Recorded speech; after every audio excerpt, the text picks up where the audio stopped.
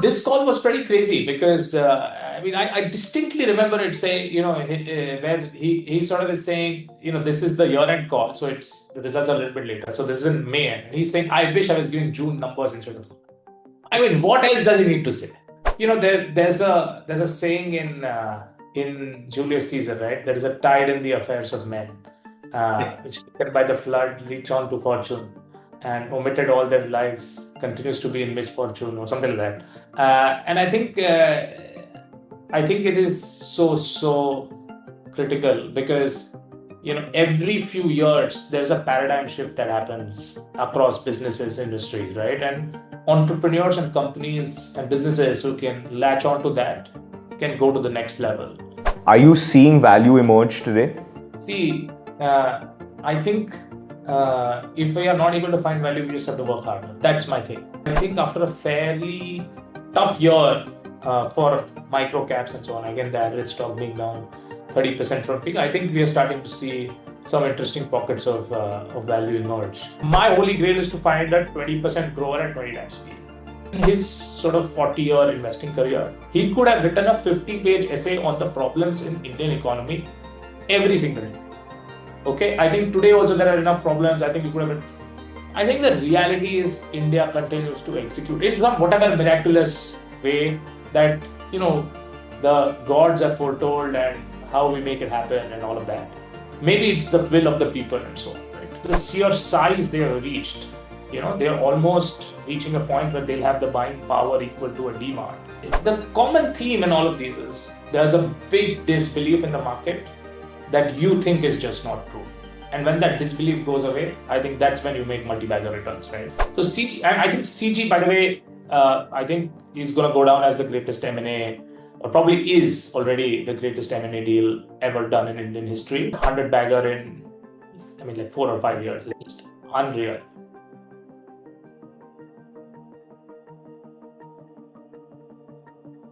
Are you seeing value emerge today? See, I think if we are not able to find value, we just have to work harder. That's my thing. I think it is sometimes easy to say I'm not finding value, so let me lose discipline. But and again, I can only try.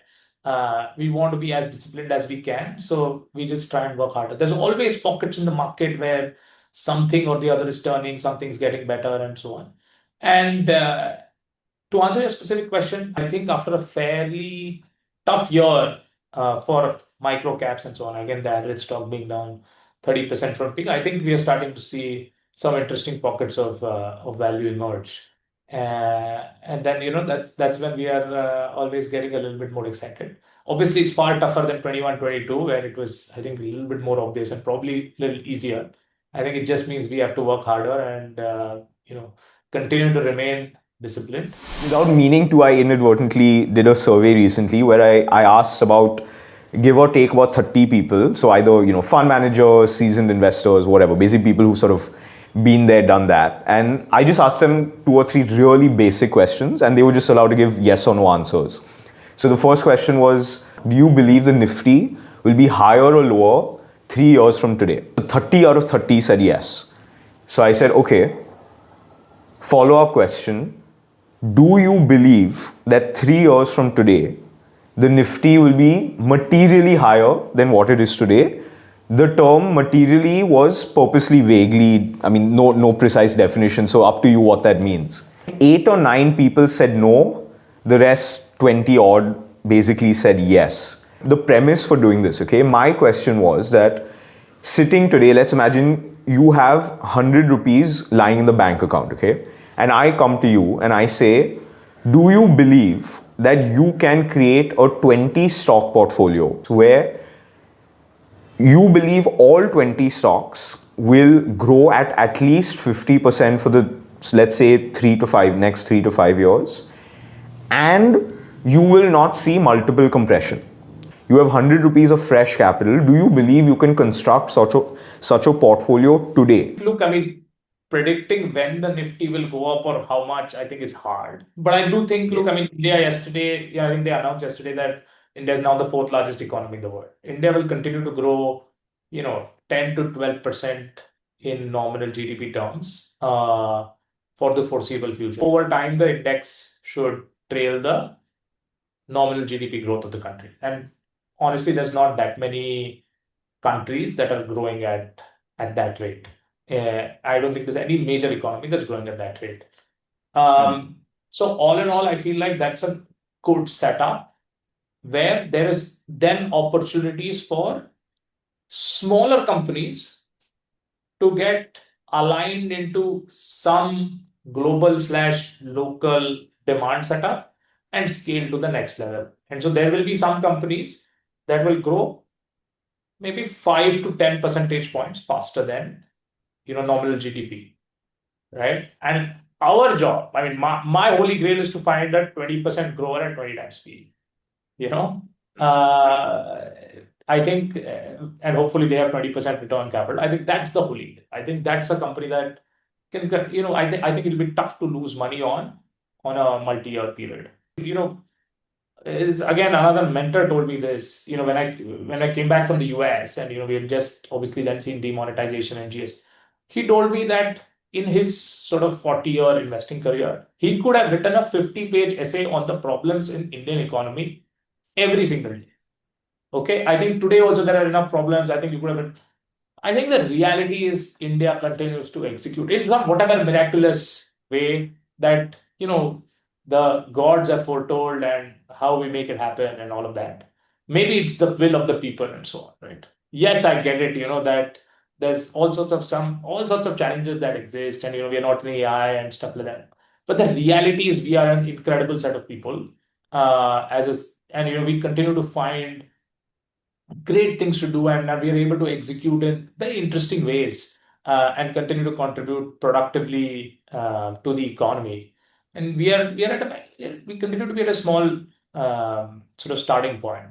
And the evidence is there. I mean, our credit growth, our nominal GDP growth, all the earnings growth of the top 50 or 100 companies. We can see that that's continuing to compound in sort of at least the low teens, which gives a lot of confidence on where the economy is headed. We can see it in our own sector. We are seeing real estate sales. We are seeing, for example, the electronic manufacturing industry. It was non-existent. It's now a large profit pool. Semiconductor, non-existent, large profit. Quick commerce, non-existent.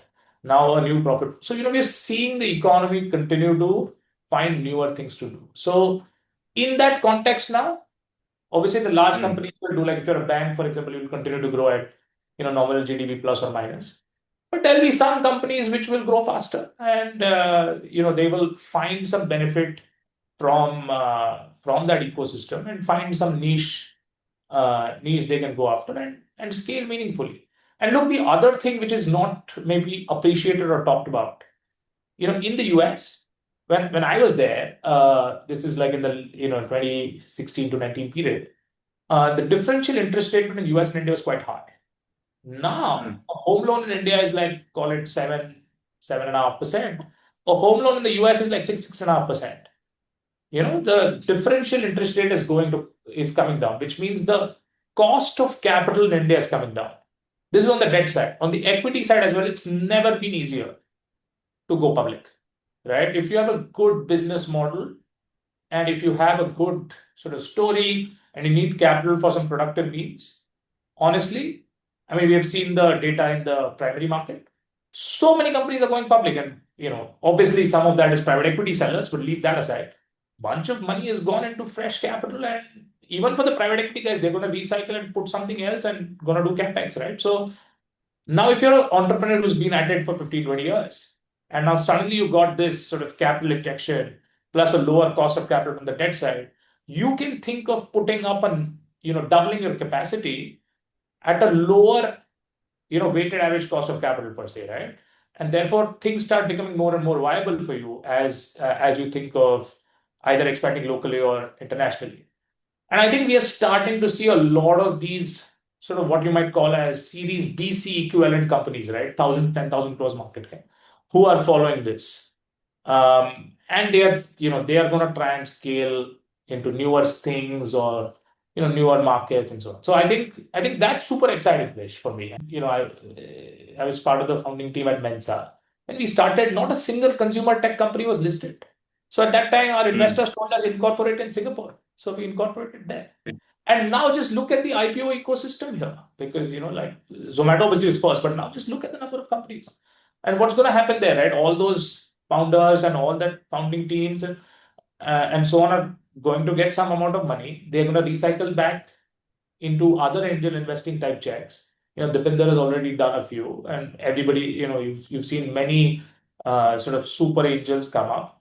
What's going to happen? They're going to put money back, and these guys are going to create the next set of companies. And then now some of these guys are going to try and solve harder problems, right? It's not going to be like a food delivery app or a sort of like a zero calorie ice cream, right? It's going to be like jet engines and stuff. So that's how the capital cycle plays out. And I think that hopefully we can find some of those. I hope some of them become public early and we can sort of play those. But I'm firmly positive on on what India is going to do in the next 10, 20 years. Two specific aspects of operating businesses that I want to discuss with you. The first is the idea that irrespective of how good an idea is or isn't, the thing that really matters is the ability of the team to execute. In your experience, can you think of cases where execution really has been the ultimate competitive advantage of a company or a promoter? Multiple entrepreneurs have shown the ability to sort of step up their game, go up to the next level. But I think Zomato especially has stood out within the consumer tech ecosystem. I myself was an entrepreneur in that space, so I've seen that happen closely. And I think as a tech ecosystem participant in India, we've seen that company really out execute, just do better than anybody else, just do better than almost what I think maybe they themselves thought, what their investors thought, what the market thought. And I think that really stands out. What they've done with Blinkit, now what they're doing with District and so on. I think it's incredible. But let's say when it was primarily a food delivery startup, quick commerce, it wasn't part of people's daily vocabulary. At that point, with the benefit of hindsight even, were there things that you and I and other investors could have seen when looking at the company outside in that would have told us that there is out of the ordinary execution capabilities either there or being built within the company? So if just a little bit of a history lesson, even if we go back before the pandemic, Zomato as as an investing company of InfoEdge was primarily looking at a classifieds business, right? So they would upload menus of restaurants on their app or website. People would look at that. They would charge a little bit of money for that from the restaurants. It was sort of like a marketing classifieds business. And then sort of Swiggy came along and said, hey, we're gonna vertically integrate and create a little bit of a delivery channel, which is a new channel for restaurants.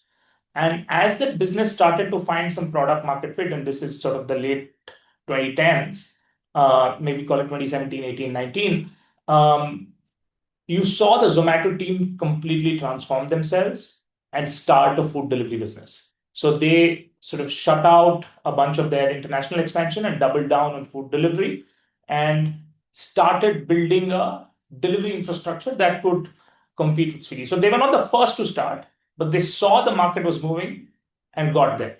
In the middle of the pandemic, when they started seeing quick commerce as a category that can be potentially viable, they really went for it. And I think kudos to that team to execute in that way. People were really upset because this was a recently listed company. It was the first time a consumer tech business was listed, and the stock hadn't done so well because it opened up and then it sort of came down. There was obviously the overarching effect of the pandemic, and at that time they put in a relatively large amount of money. I think it was almost, I would say, like a little bit of a bet the company type of move, where they basically went and bought Grofers. They rebranded it to Blinkit.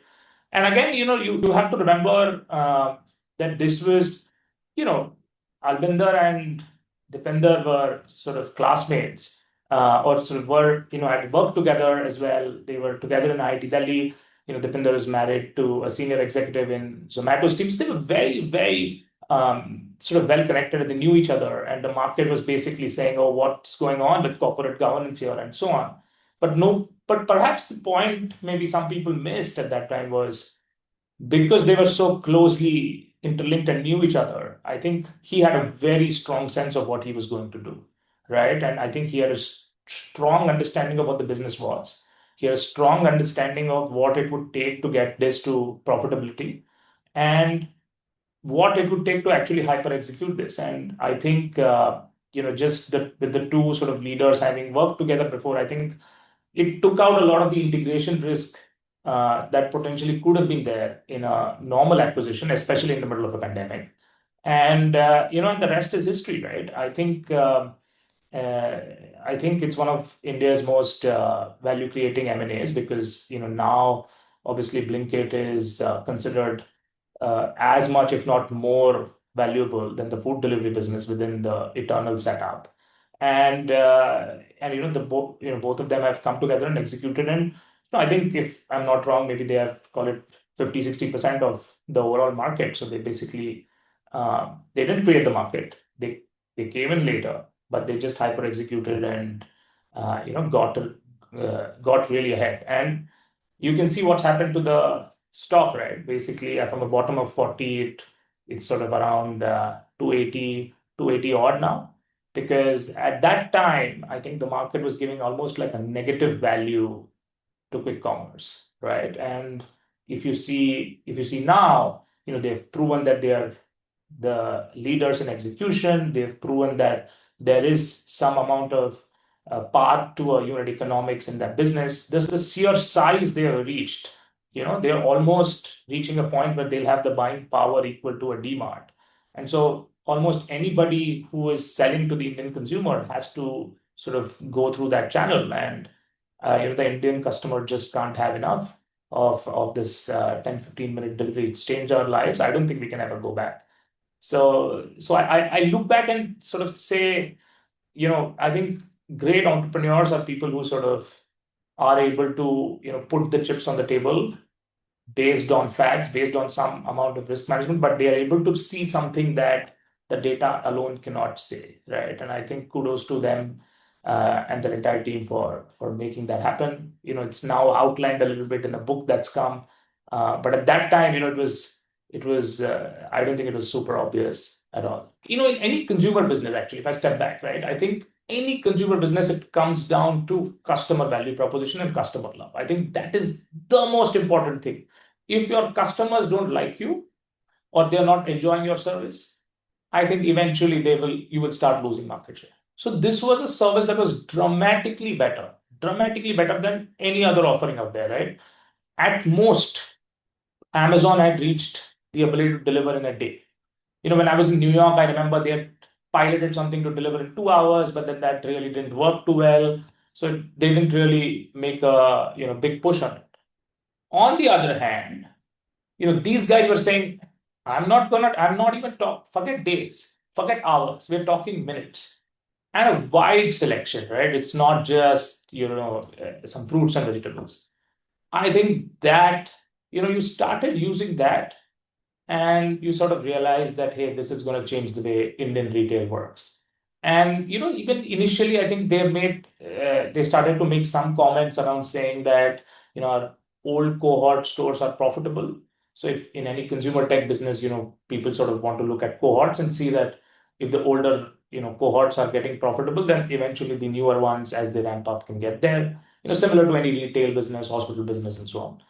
So when I look at the overall sort of situation, right, and I step back, they identified a gap. They saw that this was starting to work, and then they really, really bet the company on it and just executed like nothing, right? And even now, I mean, at a time when very few companies are struggling to grow at double digit, and Blinkit continues to grow north of 100%.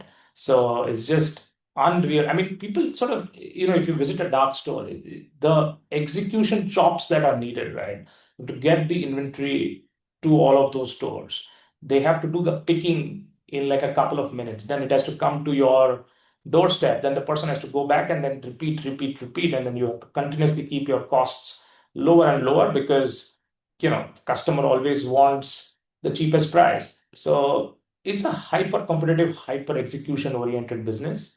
And retail is all about detail. We have seen that across the world. And kudos to them for being able to execute that in this complexity across geographies and just pushing the envelope, right? They were the first to say, oh, we'll sell iPhones, or we'll sell like laptops and TVs and headphones. And nobody knew whether it'll work really or not. But now I think we are starting to see search. If you're a customer, you want something new, you're probably searching first on some of these quick commerce apps and saying, hey, is it available? Because hey, if I can get it in like 10-15 minutes, why do I want to wait like 1 or 2 days? Right. And obviously now you're seeing the sort of traditional e-commerce guys, Flipkart and Amazon, sort of trying to get into that. So obviously this is a long answer, but uh, I'm just amazed and blown away, at uh, such like a 10-year-old company, just really make a dent in the Indian retail space, compete with the best of the best and compete in one of the toughest markets ever, right? Where a customer is comparing every rupee and execute at this rate. Let me sort of ask this question as a scenario, okay? I am your analyst. We're sitting, let's say, 5 years back, or pick a date, and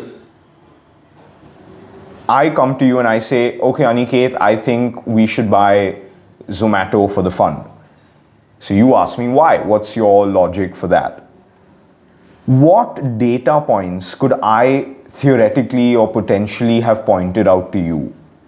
And these could be either, quantitative, qualitative, bit of both, whatever the case may be, that you think would have convinced you that these guys really know what they're doing and they are going to be the ones who out execute pretty much anybody else who tries.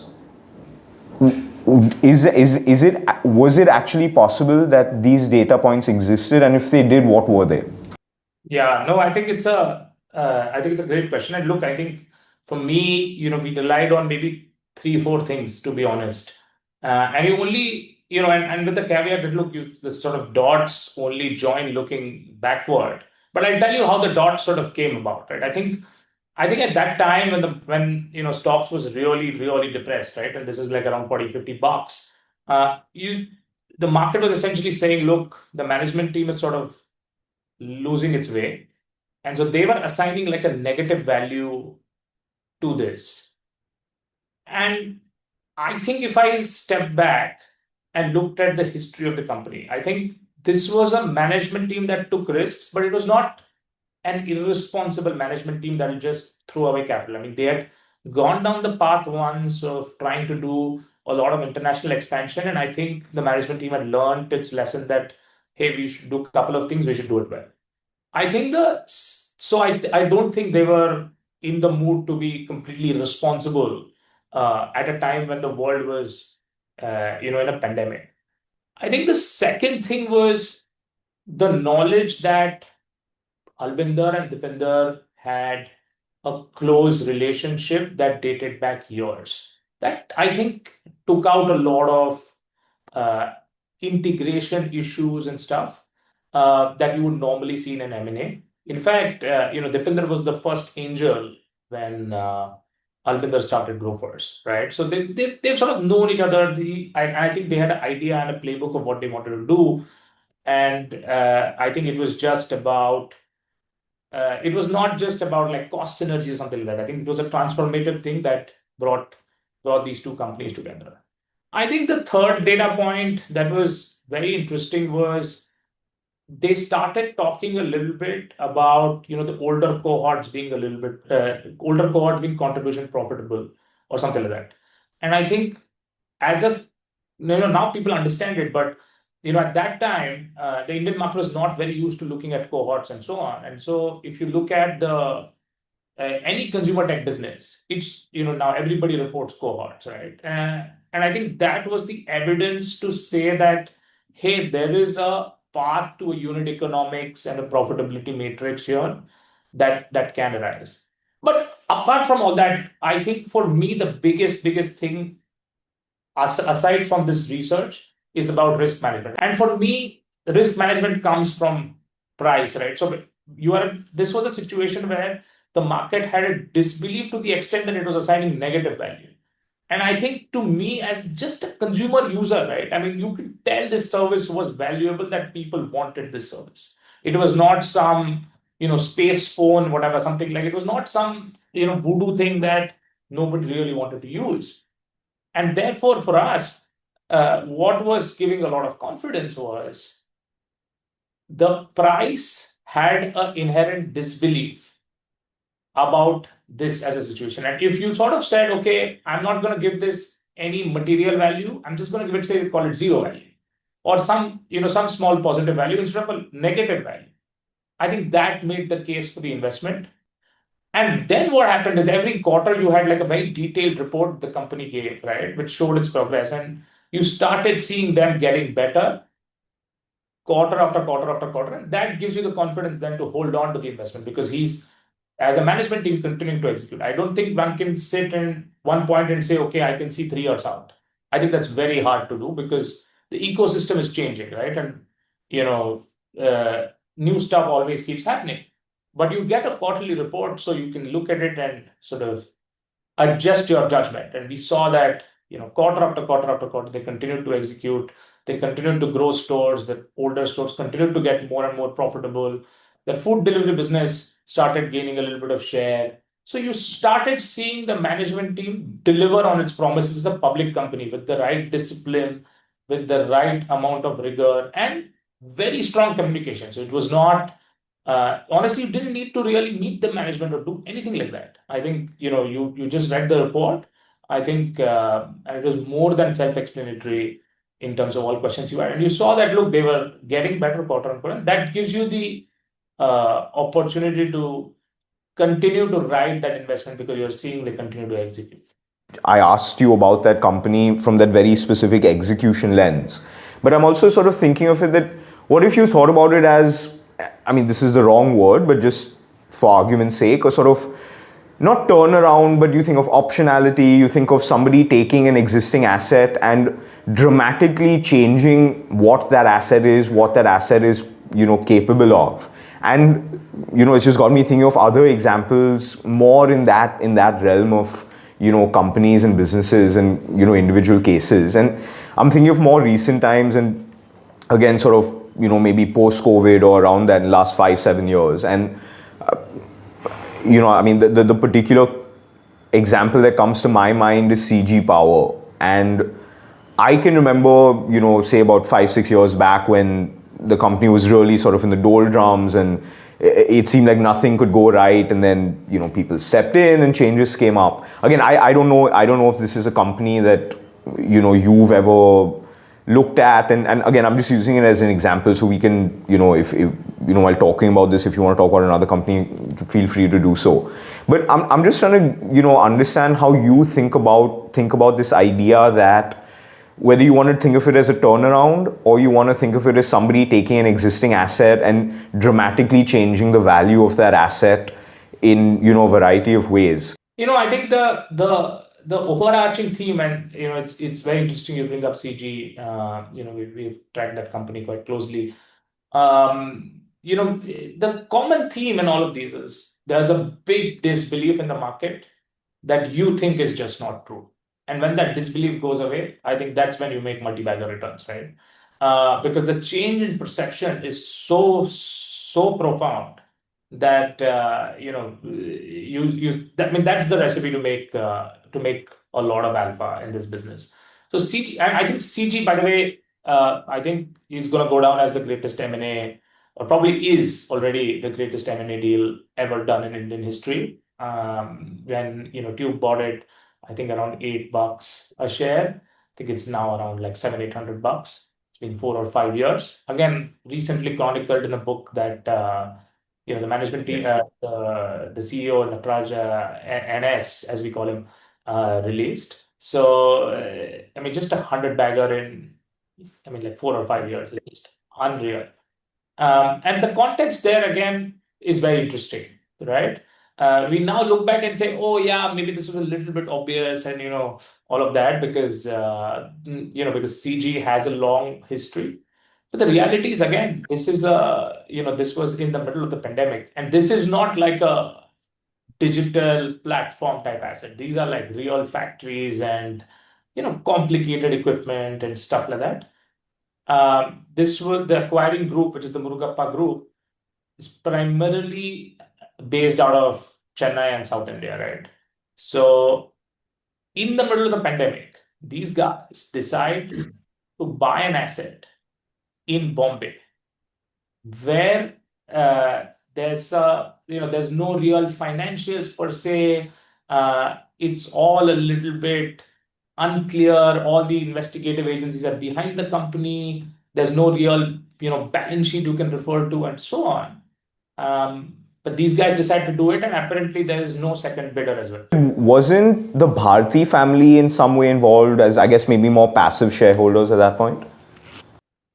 No, I don't think the Bhartis were involved.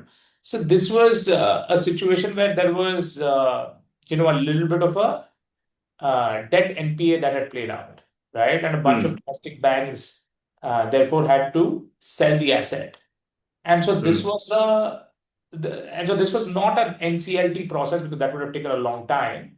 I think this was the banks trying to do something under the RBI restructured assets framework and trying to do a more, over-the-counter sale. And what that meant is all the liabilities don't get wiped clean, only the Indian banks get wiped clean. And so you continue to have operational creditors, you continue to have foreign debt, which they all had to negotiate one by one. And it was, I'm sure it was extremely hard, and I think kudos to them for again taking the bet. We go back, to that point where one man sort of, or a group of folks decide to say that, hey, I think, this is crazy, but I'm still going to make it happen and do it anyway. And I think. It was funny. I was in the book launch, and NS basically said, "Hey, if I had known some of this a little bit, I would probably not have done it." Which is crazy. I think sometimes not having all the information is probably probably a good idea. So look, what we knew was at that point that CG is an old lane. Strong market participant slash leader, depending on which sub-segment you were in transformers and motors. They had a consumer business which was hyped off and that was sold to a private equity firm before. So this was a more industrial B2B business. And, very, very strong heritage. I mean, people in Bombay are very familiar with that sort of CG building in Worli. And honestly, I was, when I looked at it and it happened, I was like, okay, this is a fairly crazy price because I think at $8 a share, it was probably, I think the real estate building in that one building in Worli was probably covering that. But obviously, there could be a bunch of liabilities, so you can't really think about it only that way. But again, when I go back and look at the history of the Murugappa family, right, and I was like, when I started my life as a market participant and I was an analyst, we bought 10% of Chola at $1 billion valuation then at a firm called Apex Partners. That is probably 23x now in like a matter of 10 or 11 years. So it's just absolutely phenomenal execution by that family. So they had, so this gentleman, SV, he had turned around Chola.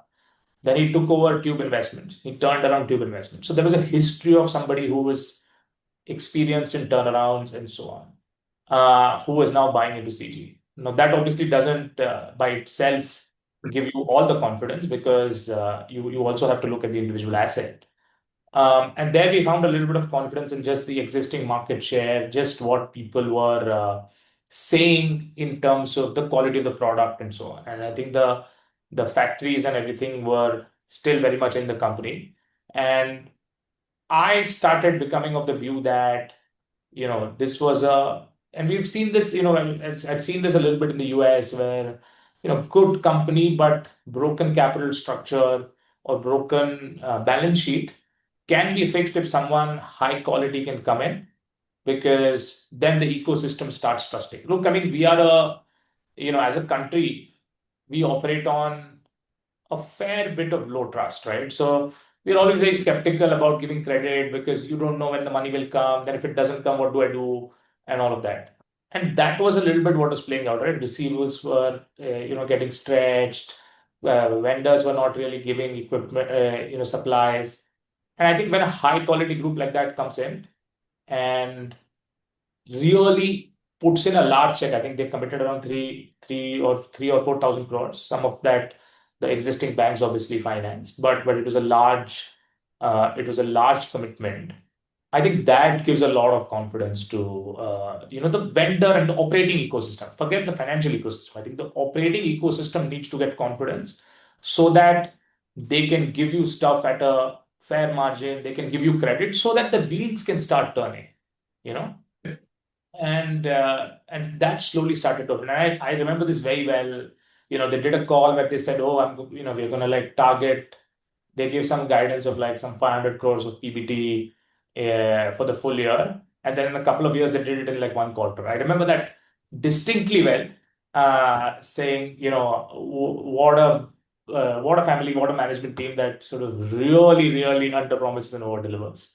I don't think it was that easy or that quick to for a lot of people to figure out. But we were lucky on the way we were able to figure it out. I think there was some amount of insider buying and so on that started getting published on the exchanges, and that's when I knew that okay, they had found their gold mine, right? And now look, the rest is history. The company's continued to scale, continues to do very well. They are, we as a country, we've gone into a sort of cycle of significant power demand addition and a lot of capex in that sector. So transformer, I think they're almost doubling or more than doubling capacity. They were among the two people who were chosen to set up India's first semiconductor plants. And I think, just taking that platform and then adding all of these things, I think they, as a group, have executed extremely well. And the one lesson I take from this, Krish, I think it's uh, if you look at uh, Zomato again, he was second in food delivery, and then he sort of executed. He saw that happen and played out.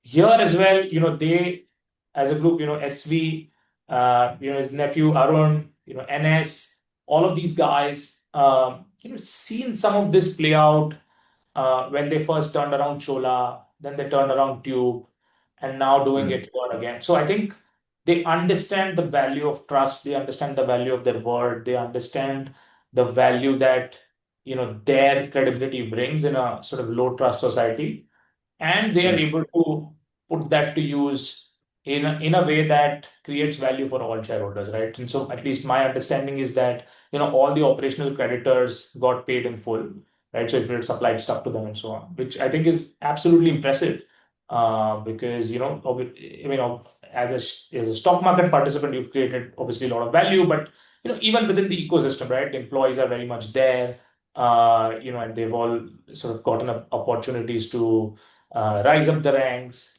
The vendor ecosystem, right? These are like small and medium enterprises and so on, right? Who could very well, have a, go back like 5 years if a big customer defaults.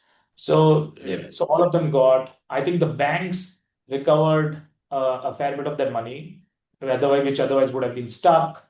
All in all, an extraordinary outcome. And from a nation point of view as well, I think, we are in a short supply in transformers. So I think, having that asset saved helps ensure that we are able to do the electrification goals that the Prime Minister has, because now there is this capacity that is available, and they're continuing to add and so on. So all in all, an extraordinary outcome for everybody, and executed at scale within within the context of a pandemic. I mean, just think about it, right? I mean, I sort of, I mean, I'm just blown away. If you're like a fairly wealthy family, in the middle of COVID, why on earth would you leave the confines of your comfortable homes in East Coast Road or wherever and go to Bombay to turn around a bunch of factories in industrial and so on? I mean, it's. I think for them it's a little bit more about. It's a little bit more than just money. I think it's about making it happen and pushing your limits and so on. I think that's just unbelievable.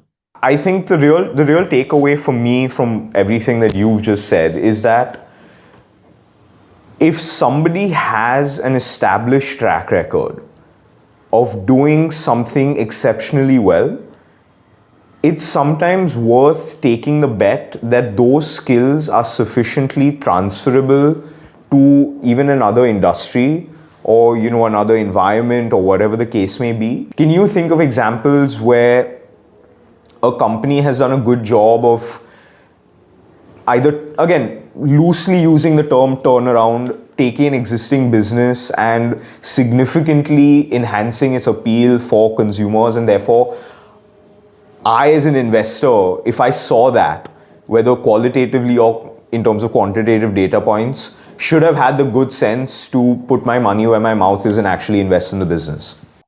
No, I hear you, and I think and that's the reason I love consumer businesses. I've been a consumer entrepreneur, and I think the ability to touch, feel, and experience, and just therefore diligence is like no other.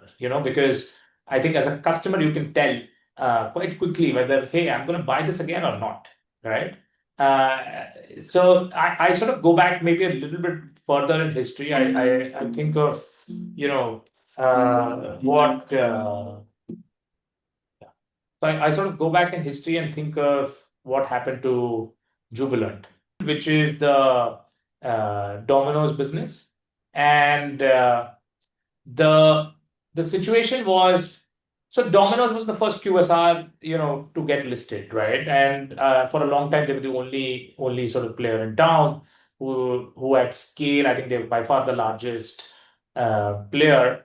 And only now that other QSR companies have sort of just started getting listed and so on. So Domino's in India, if you go back to it, I mean, it started in the mid 90s, and then they really sort of ramped up when they started doing this 30-minute Naito Free Paresh Rawal ad, which is etched in our memories, right? Right. The and so they sort of had found a great audience, and people thought of it as something to get at home, at offices, and stuff like that.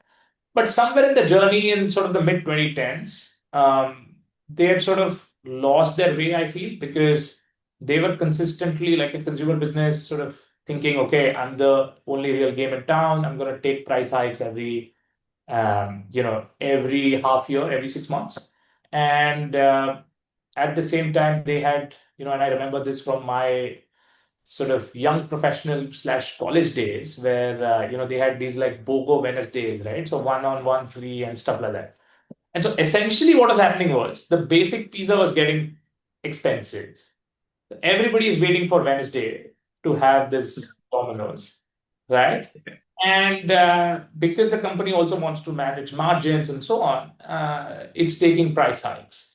And so somewhere the customer value equation was starting to get lost. And so through 16, 17, they were reporting negative same-store sales growth numbers. And because of that, you started to find that the margins were coming down, and there was less interest in the stock and so on. Somewhere around that time, the management team changed, right? And they got a new guy called Pratik. But I think the one incredible thing he did, and I remember that ad so well, is where he basically said, look, I'm going to go from like this one a day offer and stuff like that to everyday value, right? So he said, look, the price is going to be something that you can trust. It's going to be value to the customer. You're not going to feel like a massive pinch on your pocket, right? And the pizza is going to taste better. So they spent some time and effort to rejig the pizzas. And basically, they added like a little bit more toppings, right? I mean, look, you don't want to have like a 12-inch pizza with like four cuts of paneer. That doesn't feel like a good value proposition. Is sort of what they've done now, right? Like, I mean, you open the menu. It's, I mean, I don't, I can't, I'm not sure they're pizzas anymore. Uh, no, the reality is, look, if I'm going to order a pizza, I want to have a good experience. I'm not gonna like, I'm not looking for like a paneer butter masala or whatever. But it has to, but it if you've sort of taken a good amount of money for it, and by all definitions earning like above 70% gross margins, then you better provide like a good quality product to me, right? Yeah. And so I remember that ad where he basically said, where they basically said, the chef is saying, put more toppings in Hindi, right? To the people making the pizzas. And that's what they did. So the product suddenly improved dramatically. And what happened was immediately customer demand turned. Because in any consumer business where there is a habit, you sort of, you think about like your, restaurant you frequent, right? You go once and the experience is bad. But you say, okay, no, this is fine, whatever. Maybe it was a hit and miss. Then you go after like a couple of months. Then if it's missed again, then you're like, okay, I'm not going to go here for the next year. And then maybe you may give them one more chance, but then that's it, right? So similarly, if they improve the quality of their pizzas, people tried it and said, hey, wow, something's changed. Then they tried again after a couple of months. They said, oh, wow, this is like, this is now a consistent improvement that has happened in their pizzas. And so if you look at the same store sales numbers that they printed in FY 18 and 19, it was just unbelievable because, they went from like negative to 5-6% to as high as 20-25%. And you can just imagine what that means for profitability, because if the same store is making 25% more sales, then your profitability can be up as much as 40-50%. And so I remember margins went from like, call it, 8-9% to 14-15-16%, eventually to a part to 18-20%, right? So it's a dramatic turn that happened with a simple thing, that just make a good pizza. The pizza improved, and honestly, yeah, I'm a big pizza guy. So we were able to see it immediately.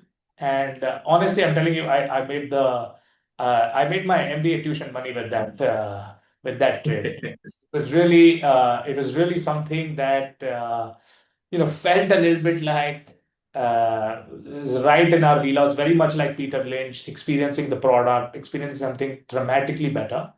And the Indian customer is very quick then to spot that on, tell other people, hey, look, this is a good thing that's happening, and then more and more people try it and so on. So I think and if you're investing in the markets and you're sort of discerning customer, keep your eyes and ears open always. You never know where inspiration may strike.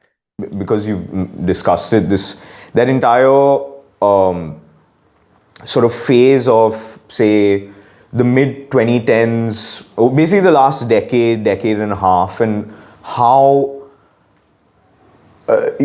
so many things that are even beyond the control of the company had to fall into place for things to work out. So using the example of Domino's, obviously they did a good job in understanding what is it that the consumer actually wants to eat and delivering that, rather than just some sort of hodgepodge of options.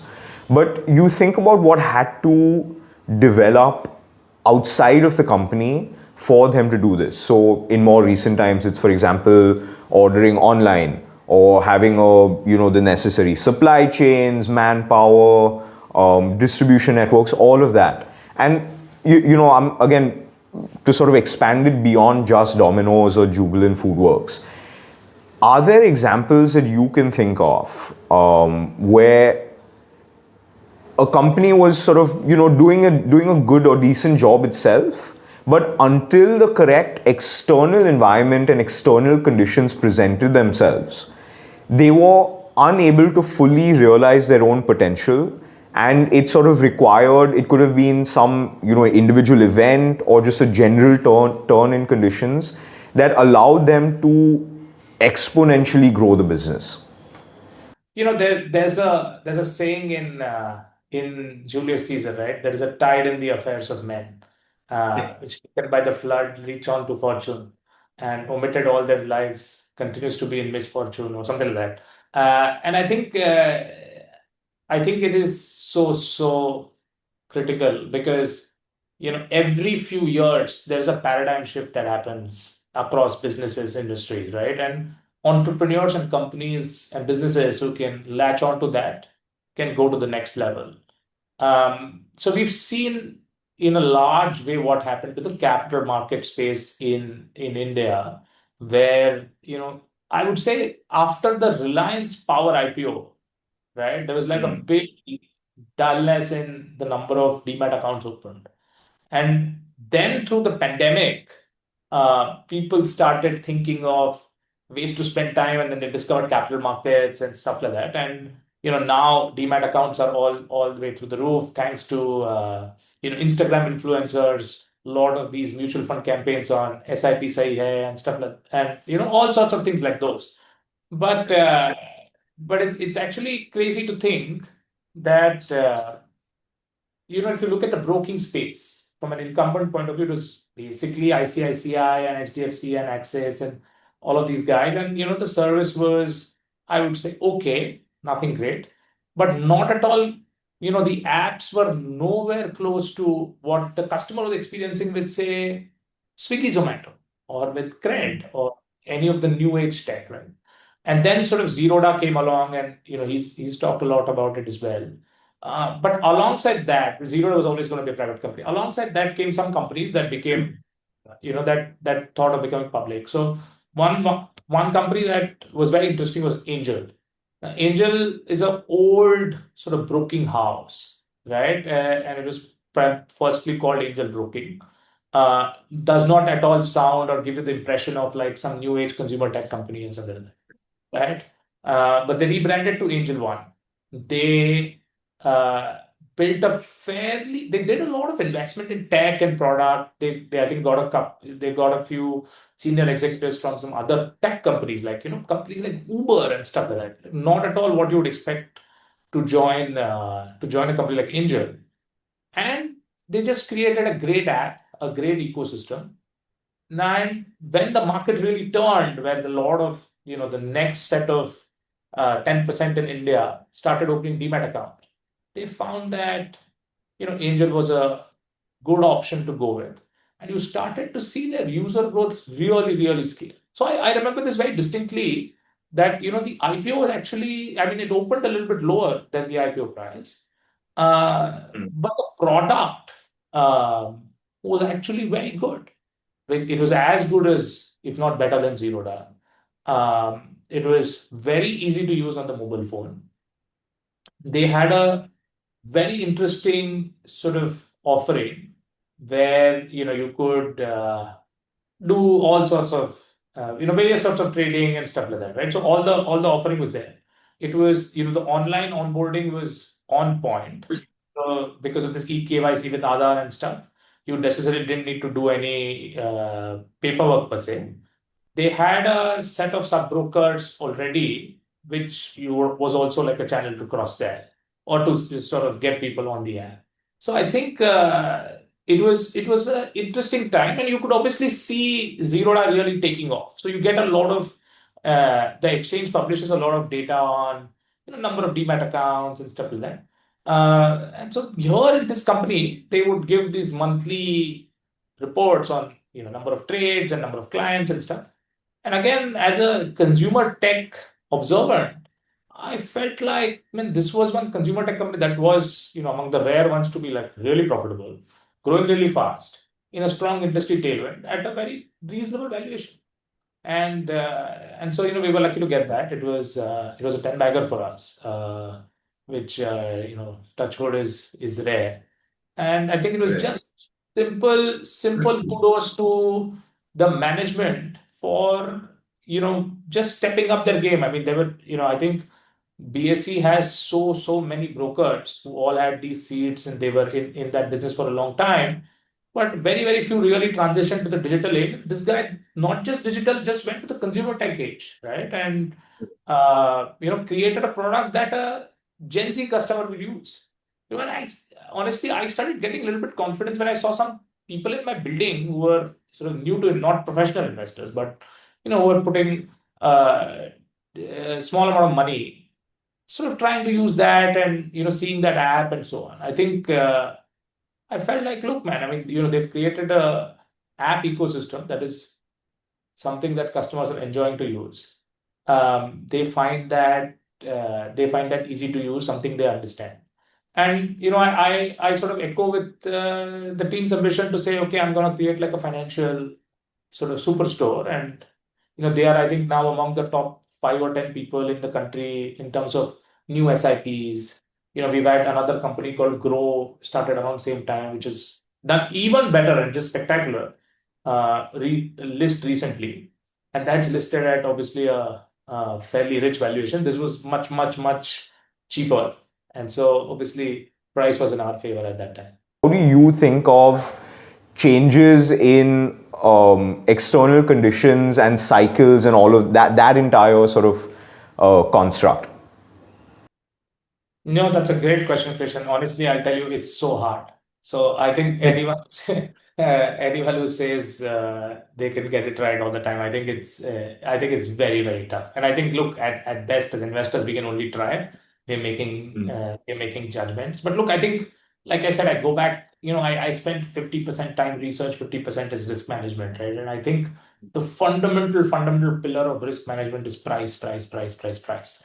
And when price sort of starts saying, you know, it's only going to go up, up, up, up, up, I think that's when the market is in like full belief. And, the sort of skeptic in me has to say, I think there has to be some room for disbelief, right? And I think uh, obviously it's very, very hard to get it right, and I think there's a lot, there's maybe a lot of companies I can also think of that maybe, I sold after making some money, and then, they've gone on and done so well. But look, my fundamental belief is I think you in a public market, right? There will be sort of cycles of belief and disbelief, and I think you have to balance that out. So my mentor tells me this, when your food is done, you should keep the plate. So I believe that. Yeah, when I start hearing, these are like the most popular stocks, these are the most owned stocks, everybody's overweight, nothing can go wrong, all of that. Management is on TV every other day, multiples are sky high. I, sort of get a little bit skeptical, and, I'm always trying to trim or exit out of those, because I think there's more room to go wrong than right. Because I think nothing is straight line. And look, I think, the fundamental reality is in business and cycles in India have reduced, right? I think, I think there's a lot of venture capital money available. There's a lot of and there's a lot of young entrepreneurs and professionals who are sort of going at new ideas, and they have now a market or a venture capital market that supports those ideas, and then they will go after profit pools that are there, right? So I think you have to, for both management teams and investors, you have to be very much on it in terms of, what else is new, who else can challenge this product, what, is there something better that's coming, and you have to sort of keep asking yourself that. Literally every quarter, when people sort of report their earnings, we are always trying to look for evidence on, is there competitive intensity that has gone up, either from other public companies or private companies. We saw that a little bit, with paint, for example, or with cables and wires, where, large groups said, oh, this is like an interesting profit pool, I'm going to attack that, right? Now, who wins, what happens, etc., is something to be seen. But at least for the near term or the medium term, it can be a fairly tough fight, because, these guys are not sort of, these guys are not lacking for capital or, management teams and stuff. So they will deploy real talent and real money behind it. And, that can lead to a sector where, returns are going to be poor because capital efficiency is going to get broken, margins are going to be tough, and so on. So I think India is a tough market. It's getting tougher, and business cycles are short. So you have to, you cannot. The least you can do as an investor, is not pay a price that says everything's going to be hunky dory, everything's going to go to the right. And a price has to leave room for error, leave room for fragility, leave room for stuff that will go wrong, in which it invariably does. Operating on the basic assumption that everything is a cycle ultimately, how do you as an investor, like, are there examples that come to your mind, either just from your general study or maybe something you yourself have experienced, where you've seen the entire cycle, you've looked at something and said, okay, clearly this is at the bottom or this is at the top? Or broadly, what have been your own experiences dealing with cycles and investing through cycles? Yeah. No, look, I think I don't want to ever say that, oh, I can get both the bottom. I think if you can get one leg of that, I think that's like a very, very good outcome. I think to get both, I think it's so hard. I think maybe, people like Stanley Druckenmiller and legends like that can do it. I don't know. I'm trying to, the best we can do is try and get better every day and, work really hard. But I think the one example that really comes to mind, I really love this example. Again, we did very well on it. Is on the wind energy side. And I think, India post COVID or through COVID went through a massive sort of power addition cycle, right? I think you started seeing a lot of demand for air conditioners. I think industrial demand was good. And at the same time, we were going into shifting or adding a lot of renewable capacity. So, the wind sector in India is very interesting because, it started with a lot of incentives and people got accelerated depreciation. Then it sort of went away and then it became really competitive bidding. And so at one point, India was maybe adding, say, call it 5 odd gigawatt of wind capacity. And then after sort of the rules changed and depreciation got taken out and it started becoming much more bidding based, people ended up bidding super aggressively. And therefore, and obviously, if you bid super aggressively, then you are actually, then you realize, oh, I'm not going to execute because it's tough. Then the actual addition dropped like some 60 or 80%. And it was completely unviable to do anything. The sector really went into doldrums, and all the companies, Suzlon, Inox were the two sort of wind turbine manufacturers, really, really struggled. I think Suzlon had to do a restructuring. Inox was in a really bad shape, but they never really defaulted. But it was really, really tough, and I can only imagine what it's like if an industry size shrinks 70-80%, and you are sort of a company participant. I mean, obviously you have some fixed cost and stuff. You're probably in a really, really hard spot. But what happened was, I think the government sort of understood, look, this is not working. And so they changed the policies again because as a country, we want to shift more and more towards renewables. They are obviously lower cost in terms of generation, but but you need to provide a little bit of incentives or a structure or a framework where it's not leading to some crazy competitive bidding and then nothing actually happens on the ground. So they again moved to a structure where they removed the reverse auction process and they, sort of had normal bidding and so on. And I think the government probably nudged a bunch of PSUs to sort of add some of this capacity. And again, you started seeing that sort of turn come back in wind. So that if you understand to understand the renewable power sector, thermal power plants work at 85% PLF, right? So essentially, it's burning through the day at a consistent 85%. For solar, which, thanks to China and so on, which became really cheap and we are abundantly placed, but capacity generation is limited to the day hours, right? Obviously, you will not get you will not be able to generate during evening and rainy times and so on. So you need to combine it with wind because wind works well in evening and night. So then you can sort of manage the load factor, and therefore you have like a hybrid setup, right? Because our peak time in India is around like 6 to 8 p.m. in terms of electricity demand. So you needed to add wind to make the solar element work. Just adding unlimited solar capacity will not work. Now, eventually, we will have solar plus wind plus battery to combine and give us round the clock power. But fundamentally, you need some balance in that. Otherwise, you just have like a grid which just goes, through the day. But then all that power is not needed at peak noon time. So then you lose all of it, or you need to do a storage solution. So you needed that balance per se. And so solar really started picking up. And because of that, wind also started getting picked up, right? So because both of them were needed hand in hand. Now in solar, there were many players. And obviously there was a lot of China importing and stuff like that. In wind, there were only two players, Suzlon and Inox.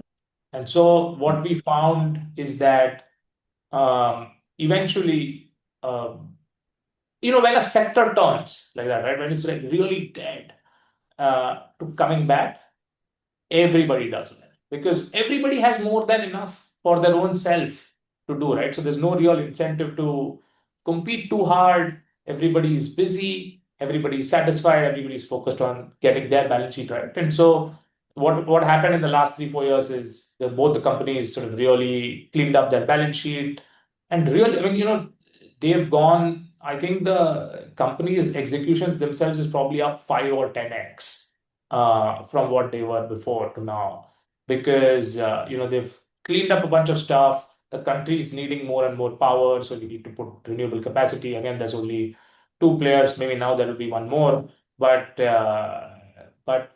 the shift and the turn, and try to figuring out where to play came a little bit from understanding this overall industry context and then saying, okay, let's play the companies that are doing something a little bit more difficult. That's not getting competed from China and so on. I remember some, and it was quite crazy. Again, now if you see some of their conference calls are like 1.5 hours long. I remember some call in 2022 or 23 where it was like literally 10 minutes, literally one or two questions, nobody tracking it. And the management team, I distinctly remember the management team saying, hey, this is like a March call, but I wish I was giving my June numbers, you know? And look, you sort of see that sort of confidence and you start seeing, okay, the sector turns. So obviously you can't see all the way, but you sort of look at it and say, hey, this is going in the right direction. And like I've said many times again, price. So price is like really, price is thinking these companies are probably going to go back, right? Yeah. Something like that. And then you start seeing the debt getting taken away, some institutional investors sort of putting in money and reducing debt. You start seeing these guys announcing a lot of orders. You start seeing the prime minister say that, hey, I'm going to put we're going to put like 50 gigawatt of renewable energy capacity. That means 8 or 10 gigawatt of wind. And the industry is doing like 1 gigawatt. So it's talking of 10x industry growth. So even if it's like 4 5x, when an industry grows 4 5x, right, all the companies do well. And it's not so easy. It's not like, some entrepreneur is going to get VC funding to put up wind turbine generator. I think that's a tough sector. Nobody really wants to do that, right? So barrier to entry continues to exist. So that again starts becoming super interesting for us to look at. Now, again, we were lucky to sort of spot some of that early on and benefit from that. And it's interesting. I think many times we have told in some investing textbooks will tell you, hey, don't invest in like capital goods, they're cyclical and this. But I think you can make a lot of money in some of these, and these are not bad businesses per se. Sometimes the circumstances are tough, and sometimes the industry circumstances are tough. So you have to keep an open mind. I think one of our values is we have learnability as a very important attribute that we look at. So we're always trying to learn new things. I think I knew nothing. I'm a CA by training. I knew nothing about like power and wind energy and so on. But you try and learn the fundamentals. You try and ask the right questions to whoever is willing to talk to you, and hopefully a spark lightens up and you can do well. Conference calls are such fantastic assets to people looking outside in. I mean, I mean, there's so many examples I can think of. For example, once there's one particular company that I've looked at for a long time, and they very rarely do calls. And then literally after like a gap of few years, they did one call which lasted about 15 minutes. And that entire call could have been summarized in, hi, I'm so-and-so. Life is really great right now. The end. And if you were lucky enough, or you did the work and you just listened to that call, obviously then I'm exaggerating the candor, but my point is that you get these insights you don't otherwise get. And I mean, I remember once an investor telling me that there was a company he invested in, he'd been invested in, and for years on end, he and maybe one other guy were basically the only people asking questions. And suddenly then he could see the tide turning, and with every quarter there were more and more people joining, and he's like, okay, finally it appears that the inflection point has come. And so it's interesting. But I mean, just going off of what you were saying, are there different experiences you've had, either dealing with managements directly or in conference calls, conferences, whatever the case may be, which stand out either for good or bad reasons? I mean, this call was pretty crazy because I mean, I distinctly remember it saying, where he sort of is saying, this is the year-end call, so it's the results are a little bit later. So this is in May, and he's saying, I wish I was giving June numbers instead of. I mean, what else does he need to say? Really, right? So, and so that was really crazy. Honestly, I'm not that much about doing these one-on-one management meetings and stuff like that. Honestly, we want to rely on publicly available information that we can analyze, and there's a lot out there thanks to the regulators, right? So, and now there's a bunch of AI tools, so we are able to scrape consistency, we are able to scrape stuff around, okay, what did they say before, what are they saying now? And honestly, I mean, if you're a little bit, if you've sort of done this for a while, right? I mean, I can now think, I can think of some companies where, the someone new has taken over, right? And when he starts out, he's sort of speaking in a very mild and very sort of trying to get his first con call. How's it going to be? It's a little bit of a confusion because a lot of the analysts are actually quite tough, right? And they ask tough questions. And in a couple of years, you start seeing, okay, now this guy has found his feet, and he's able to handle questions far better, and he's far more confident. And we rely on that a little bit. I think these are softer touches. If you've done this for a long time, you can pass out some of these. I mean, I must, every earnings season, I probably listen to, or go through at least 200 calls. As on, if you think of like a 30-day earning period, it's like 6 or 7 a day. And some of these patterns really, really, start to emerge. Again, like you said, first time conference call, first time presentation, um, first time investor day. These sort of things are, provide interesting signaling values. I mean, why would anyone do an investor day if they didn't have anything interesting to say, right? No, no, nobody will really do that because it takes time, money, effort, right? We look at soft signals, more than conference calls themselves about order wins and so on. And especially if the order win is from a company that is much, much larger in size, right? Like if, you as a company are getting something from, say, a Tata's or from a Reliance, I think that to me is incredible signaling value more than anything you can say on a conference call. Because look, these guys can go to anywhere. They have very sophisticated procurement machines, and therefore they probably have looked at everything and said, okay, you are providing a good product at a good price. And especially for smaller companies, that's incredible signaling value.